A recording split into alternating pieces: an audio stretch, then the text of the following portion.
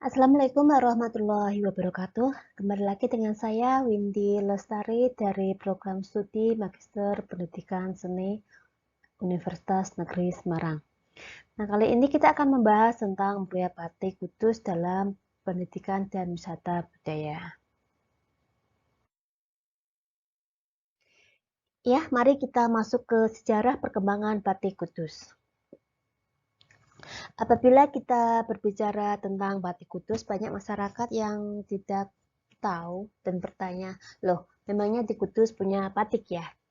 Iya, mayoritas masyarakat masih awam dan tidak mengenal batik Kudus. Padahal jika kita meninjau ke belakang, sebenarnya batik Kudus sudah ada pada abad ke-16, yaitu pada pemerintahannya Sunan Kudus atau Jafar Sodik. Selain sebagai tokoh agama, beliau juga seorang seniman.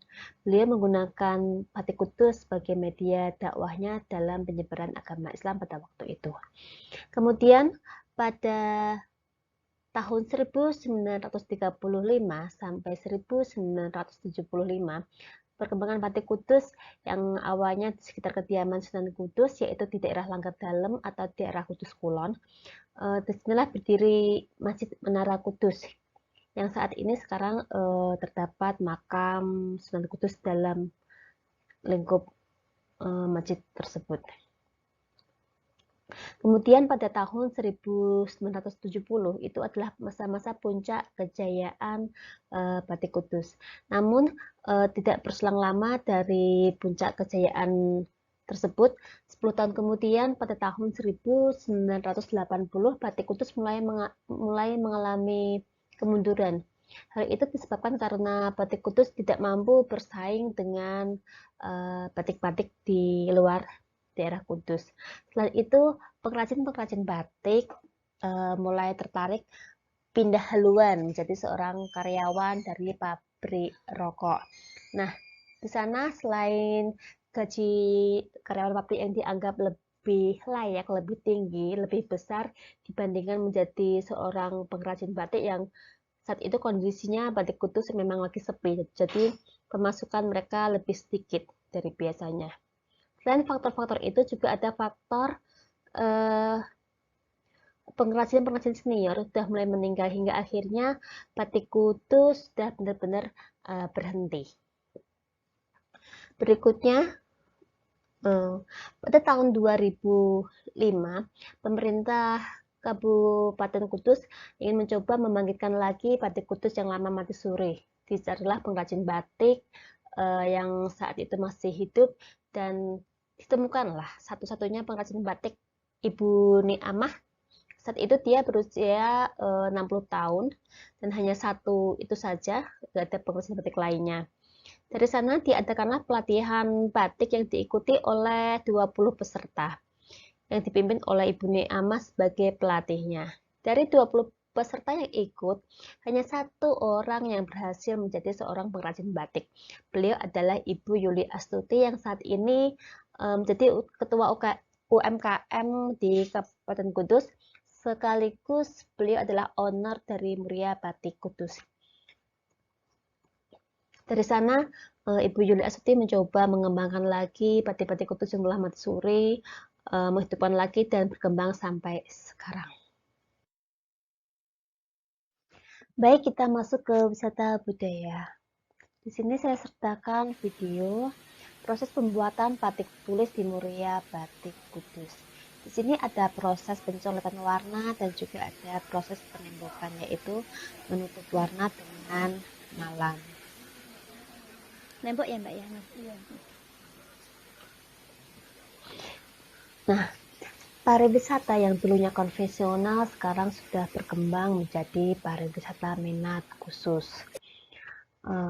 Wisata berbasis budaya adalah salah satu jenis kegiatan pariwisata yang menggunakan kebudayaan sebagai objeknya.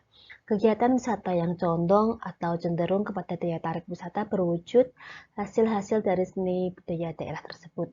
Contohnya ada adat istiadat, ada upacara keagamaan, ada tata hidup masyarakat, ada peninggalan sejarah, hasil seni, dan juga kerajinan masyarakat di daerah tersebut. Jika dilihat wisata budaya dari beberapa daerah di Indonesia, misalnya ada atraksi lompat batu dari Nias, yaitu dari Sumatera Utara, ada tari kecak dari Bali, terus ada festival Lembah Baliem Papua, dan juga bisa berupa wisata Batik Kudus yang saat ini sedang kita bahas.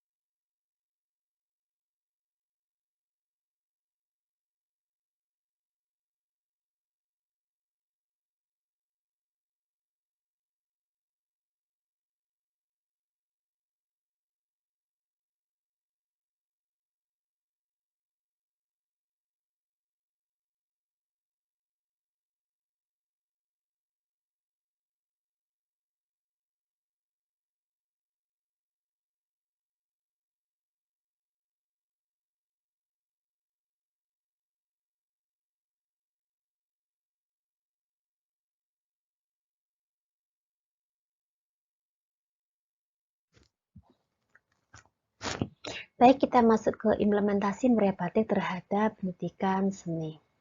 Di sini terlihat ada siswa-siswa SMK yang magang di tempat Galeri Meriah Batik. Jadi di sini Meriah Batik berkontribusi secara langsung dalam pendidikan seni di daerah Kabupaten Kudus. Berikutnya terlihat ada owner Meriah Batik, yaitu beliau adalah Ibu Yuli Astuti yang memberikan edukasi tentang batik kudus terhadap peserta workshop. Jadi di Galeri Meriah Batik itu juga melakukan workshop dan pelatihan-pelatihan batik pada anak-anak sekolah, mulai dari anak-anak SD, anak SMP, SMA, SMK, bahkan ada dari mahasiswa dalam negeri ataupun ada turis-turis dari luar negeri yang berkunjung ke galeri untuk belajar tentang batik kudus. Baik, kita masuk pada kesimpulan. Berbagai wisata budaya di daerah Kabupaten Kudus cukup banyak yang telah teridentifikasi. Salah satunya adalah wisata batik di Galeri Meriah Batik. Beberapa persoalan pun muncul terkait dengan adanya wisata batik seperti terbatasnya sumber daya manusia atau SDM sebagai pengrajin batik. Permasalahan tersebut dapat diatasi dengan kerjasama dengan pemerintah Kabupaten Kudus, dan itu juga kerjasama dengan lembaga-lembaga pendidikan baik formal maupun non formal sebagai solusi untuk menumbuhkan kecintaan dan motivasi berkarya pada generasi muda. Dengan bertambahnya pengrajin batik akan semakin berkembang industri-industri batik di daerah Kudus. Dengan demikian wisata budaya batik di daerah Kabupaten Kudus juga akan semakin meningkat.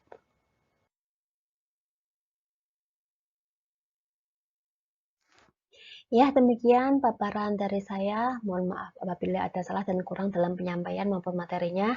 Terima kasih. Wassalamualaikum warahmatullahi wabarakatuh.